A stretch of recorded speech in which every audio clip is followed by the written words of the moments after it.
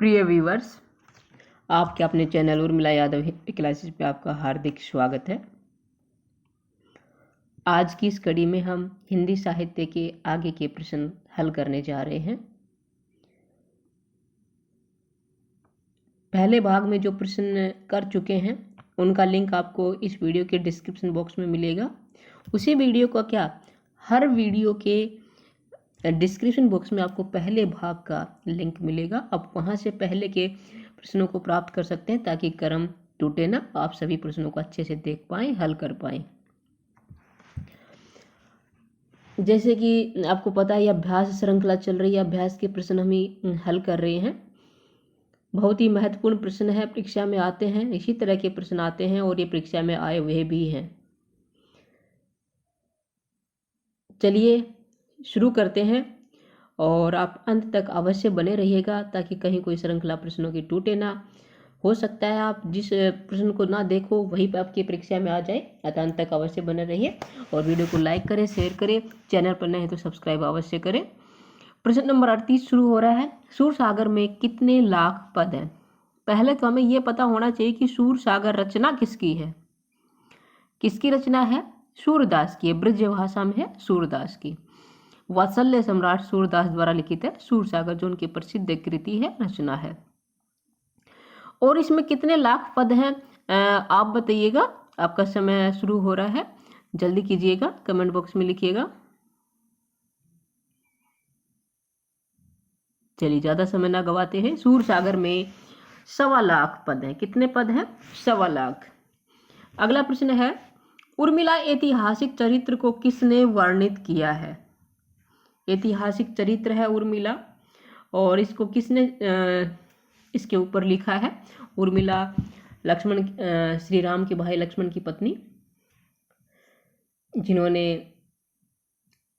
लक्ष्मण जी तो वनवास चले गए थे श्री राम के साथ और राजमहल में रही थी उर्मिला। उन्होंने 14 वर्ष तक विरह वेदना सहन की थी। वही इस उपेक्षित पात्र को किसने चित्रित किया था ये बताना है। श्रीधर पाठक या फिर मैथिली शरणगुप्त या प्रसाद या उपरोक्त में से कोई नहीं। किसने किया था? मैथिली शरणगुप्त ने। कौन सी कृति के जरिए वह चित्रित किया था? कौन सी रचना में किया था? साकेत में। कौन सी रचना में किया था? साकेत में, जिसका प्रकाशन 1931 में हुआ था। साकेत मैथिली शरणगुप्त की रचना है। ठीक है, चलिए आगे बढ़ते हैं। नारी तुम केवल श्रद्धा हो, ये कथन किस कवि का है? नारी तुम केवल श्रद्धा हो, ये कथन किसका है? और कवि है महादेवी वर्मा, महाश्वेता देवी, निराला प्रसाद। किसने कहा था नारी तुम केवल श्रद्धा हो? ये कथन है जयशंकर प्रसाद का। कौन सी रचना से है? कामायनी से है। कौन सी रचना है? कामायनी से। क्या कहा था बताते हैं आगे। नारी तुम केवल श्रद्धा हो, विश्वास रजत नग पगतल में, पीयूष स्रोत सी बहा करो जीवन के सुंदर समतल में। कामायनी से उद्धृत है ये पंक्तियां जयशंकर प्रसाद की। अगला प्रश्न, रामचंद्रिका किस काल की रचना है? सोचिएगा किस काल की रचना है रामचंद्रिका।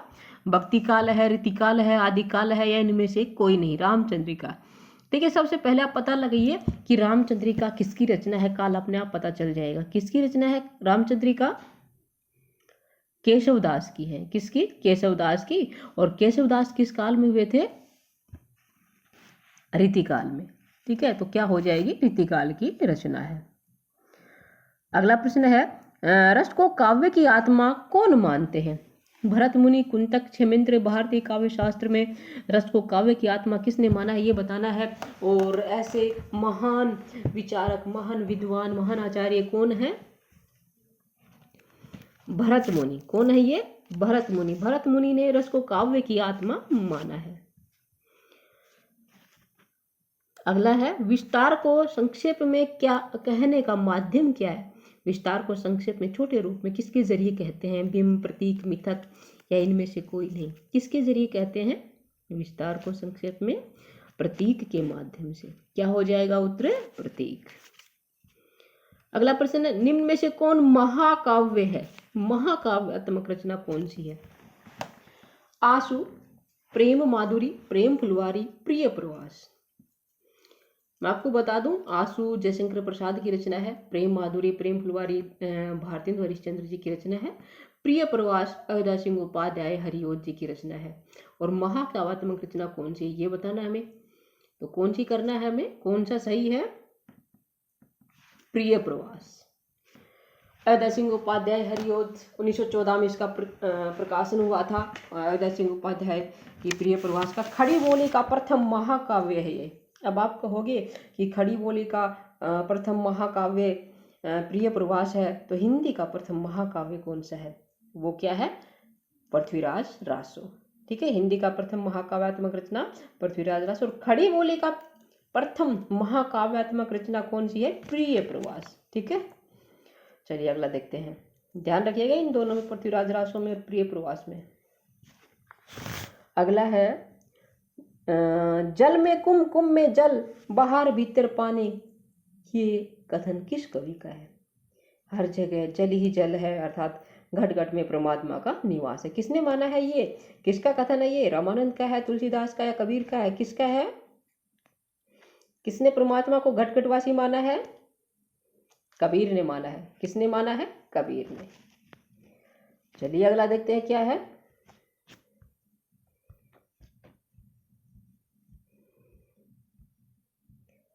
नचिकेतोपाख्यान रचना किसकी है, किसकी रचना है ये, मुंशी सदाशुकलाल, सदर मिश्र, राजा शिव प्रसाद सितारे, हिंदी, इनमें से कोई नहीं। नचिकेतोपाख्यान ये रचना है किसकी है, सदल मिश्र की। किसकी है, सदल मिश्र। बंगला भाषा का संबंध किस अपभ्रंश से है, मागधी, अर्धमागधी, पेशाची। अर्धमागधी से पूर्वी हिंदी है, पेशाची से लहंदा है, मागधी से क्या है, बंगला है। कौन सी है, बंगला। और भी है, बिहारी है, उड़िया है, असमिया है, बंगला है। ये किससे, मागधी से। पृथ्वीराज रासो किस भाषा में लिखा गया ग्रंथ है, मैंने बताया हिंदी का प्रथम महाकाव्य कौन है, कौन सी रचना, पृथ्वीराज रासो, जिसके रचयिता चंद बरदाई है, पृथ्वीराज चौहान के प्रिय मित्र कवि। और ये किस भाषा में लिखा है, डिंगल में, पिंगल में, गुजराती में, या इनमें से कोई नहीं। कौन सी भाषा में लिखा है, डिंगल भाषा में लिखा है। कौन सी भाषा में है, डिंगल भाषा में है। दो सुखने किस कवि द्वारा रचित है, किसके द्वारा रचित है, दो सुखने जो रचना है वो किसके द्वारा रचित है ये बताना है। तो इसमें है नानक, रैदास, खुसरो, इनमें से कोई नहीं। दो सुखने ये है अमीर खुसरो द्वारा रचित है। दो सुखने किसकी रचना है, अमीर खुसरो। अगला, किस धर्म के अनुयायियों ने देश के पूर्वी क्षेत्र में अपने मत का प्रचार किया था। कौन से धर्म के अनुयायी थे जिनका जो प्रचारक केंद्र पूर्वी भारत था, सिद्धों ने, नाथों ने, या वैष्णवों ने, या इनमें से कोई नहीं। देखिए नाथ मत के जो अनुयायी थे, नाथपंथी थे, उन्होंने पश्चिमी क्षेत्र में, भारत के पश्चिमी भाग में अपने मत का प्रचार किया था। और सिद्धों ने किस में किया था, पूर्वी क्षेत्र में। सिद्धों का कौन सा है, पूर्वी क्षेत्र। वैष्णव दक्षिणी भारत में थे। अगला प्रश्न है, इनमें से कौन अष्टछाप का कवि नहीं है। अष्टछाप, देखिए अष्टछाप की स्थापना 1565 में हुई थी। 8 कवि थे जिनका मुख्य कार्य श्रीनाथ जी के मंदिर में कीर्तन करना था। श्रीनाथ जी का मंदिर गोवर्धन पर्वत पर, और वहाँ भजन कीर्तन करना इन अष्टछाप कवियों का मुख्य कार्य था। इन अष्टछाप कवियों में किसने की थी अष्टछाप की स्थापना, वह बताती हूँ। वल्लभाचार्य ने की थी, आचार्य वल्लभाचार्य। और वल्लभाचार्य के 4 शिष्य हैं, और 4 शिष्य उनके पुत्र विठलनाथ के हैं। प्रारंभ में जो 4 शिष्य हैं, जैसे कुंभनदास है, सूरदास है, परमानंद दास है, कृष्णदास है, ये चारों वल्लभाचार्य के शिष्य रहे हैं। और गोविंद स्वामी, नंदास, छत्तीस स्वामी, चतुर्भुजदास, ये उनके पुत्र विठलनाथ के शिष्य थे। और इसकी स्थापना 1565 में हुई थी, जिसका मुख्य कार्य क्या था, श्रीनाथ जी के मंदिर में भजन कीर्तन करना था। और अब इनमें से कौन शामिल नहीं है, तो वल्लभ स्वामी नहीं शामिल है। ठीक है, नंदास, छत्तीस स्वामी है, वल्लभ स्वामी नहीं है। वल्लभाचार्य है लेकिन वल्लभ स्वामी नहीं है। ठीक है। अगला है मैथिल कोकिल उपाधि किस कवि को दी गई, या मैथिल कोकिल उपाधि से किसको सम्मानित किया गया है, ये बताना है। और सभी को पता है मैथिल कोकिल के नाम से कौन प्रसिद्ध है हिंदी साहित्य में। पहले ये कवि जिन्होंने गा के अपनी कविताओं में गेयता का प्रारंभ किया था, आदि कवि कौन है, विद्यापति। और इन्हीं को मैथिल कोकिल के नाम से जाना जाता है। इन्हें अभिनय जयदेव भी कहते हैं, कवि शेखर भी कहते हैं, कवि कंठार भी कहते हैं, कवि रंजन भी कहते हैं, पंचानन भी कहते हैं, दशावधान भी कहते हैं। ठीक है, कितने सारे नाम बता दिए। वीडियो को पॉज करके लिख लीजिएगा, हो सकता है आपके यही आ जाए। कवि रंजन किसको कहते हैं, पंचानन किसको कहते हैं, दशावधान किसको कहते हैं, या कवि शेखर किसको कहते हैं, कवि रंजन किसको कहते हैं, तो क्या बताओगे, विद्यापति। ठीक है, चलिए अगला देखते हैं। सोरो नामक स्थान किस कवि से संबंधित है। सोरो, निराला, तुलसीदास, देव, या इनमें से कोई नहीं। सोरो यानी कि शुक्र क्षेत्र, और ये हैं तुलसीदास। अधिकांश विद्वान तो इनके जन्म स्थान को राजापुर मानते हैं, उत्तर प्रदेश के राजापुर को, लेकिन कुछ विद्वान सोरो क्षेत्र यानी कि शुक्र क्षेत्र को इनका जन्म स्थान मानते हैं। तो सोरो क्षेत्र से किसका संबंध हुआ, तुलसीदास का। ठीक है, चलिए अगला देखते हैं क्या। यदि अभी तक आपने वीडियो को लाइक नहीं किया है तो लाइक कर दीजिएगा। मैं आपके साथ मिलकर आगे बढ़ रही हूँ, मेहनत कर रही हूँ, तो आपका भी फर्ज बनता है एक लाइक करें। तो जल्दी से लाइक कर दीजिए, शेयर कर दीजिए। चैनल पर नए हैं तो सब्सक्राइब अवश्य करें, ये मेरा हार्दिक निवेदन है आपसे। चलिए देखते हैं, निम्न में से कौन सा पृथ्वीराज रासो ग्रंथ में निहित है। कौन सा रस, किस रस में की प्रधानता है पृथ्वीराज रासो में। पृथ्वीराज रासो के विषय में बताया था। चंद्रवरदाई का ग्रंथ है, हिंदी का प्रथम महाकाव्यात्मक रचना है, और इसमें है कौन सा रस है, श्रृंगार व विवत्स, करुण व श्रृंगार व वीर, इनमें से कोई नहीं। कौन सा रस है, श्रृंगार व वीर। श्रृंगार का भी वर्णन है, वीर रस में से उत्प्रोत रचना भी है। देखिए जो रासो काव्य हैं उनमें मुख्यतः अपने राजाओं की प्रशंसा की गई है। उनका जो रासो जो कवि लिखा गया है रासो काव्य, उसका मुख्य किसका वर्णन है, उसमें अपने आश्रयदाताओं की प्रशंसा करना। और प्रशंसा कर रहे हैं तो उनकी वीरता का बखान करेंगे, और वीरता का बखान करेंगे तो क्या होगा, वीर रस की प्रधानता होगी। और साथ ही श्रृंगार रस का भी, उनकी सुंदरता का, नायिका का, रानी की सुंदरता का वर्णन भी है, रति का भाव भी है।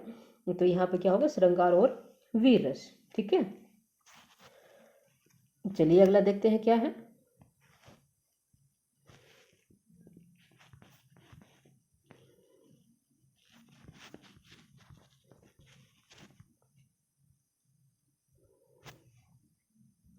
डोला मारूरा दूहा रचना किस काल की है। आदिकाल, भक्तिकाल, रीतिकाल, या इनमें से कोई नहीं। डोला मारा रा दूहा रचना किसकी है, कुशलभ लाभ की। किसकी है, कुशलभ लाभ की। और ये किस काल की है, आदिकाल की रचना है। किस काल की है, आदिकाल की रचना है। इसमें डोला और नायिका है राजकुमारी, डोला नायक है, और जो मारू है वो क्या है, इसकी नायिका है। डोला और मारू की कथा है, प्रेम कथा का वर्णन है। आदिकाल की रचना है, कुशल बिलाप इसके रचयिता हैं, और 11वीं शताब्दी की रचना है। कौन सी शताब्दी की रचना है, 11वीं शताब्दी की रचना है। ठीक है, उम्मीद करती हूँ सभी प्रश्न आपको बहुत ही अच्छे लगे होंगे, और आपने अच्छे से इनको पढ़ा, सुना, समझा होगा। और याद कीजिएगा, कभी यही प्रश्न आपकी परीक्षा में ना आ जाए, इनको चाहे तो लिख भी सकते हैं। और एक विशेष बात कहना चाहूंगी, इन प्रश्नों को पढ़ने के लिए आपके पास बुक भी होनी चाहिए, ताकि आप बुक के जरिए अच्छे से तैयारी करें, और जब भी आप वीडियो के जरिए इन प्रश्नों को देखें तो आप तुरंत उनका उत्तर दे दें। तो इसके लिए आप ले सकते हैं हिंदी साहित्य वस्तुनिष्ठ प्रश्नोत्तर। कहाँ मिलेगी, कैसे मिलेगी, इसके लिए आप संपर्क कर सकते हैं 9873930334। इस नंबर पर संपर्क कर सकते हैं, बुक को प्राप्त कर सकते हैं। बहुत ही अच्छी पुस्तक है, पढ़िएगा अवश्य। चलिए फिर मिलते हैं नए प्रश्नों के साथ, नई श्रृंखला के साथ। तब तक के लिए बाय बाय, आपका दिन शुभ हो। फिर मिलेंगे। नमस्कार।